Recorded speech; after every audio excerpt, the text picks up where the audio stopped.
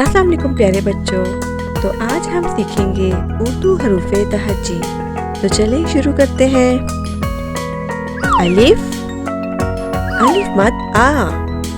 बे, पे, ते, टे, से, जीम, चे, हे, खे, दाल, डाल, जाल, रे, रे, जे, से, सीन, शीन, स्वाद, ज़्वाद, तोए, ज़ोए, आइन, गैन, फे, काफ, काफ, गाफ, लाम, मीम, नून, वाव, हे, हमजा, छोटी ये, बड़ी ये।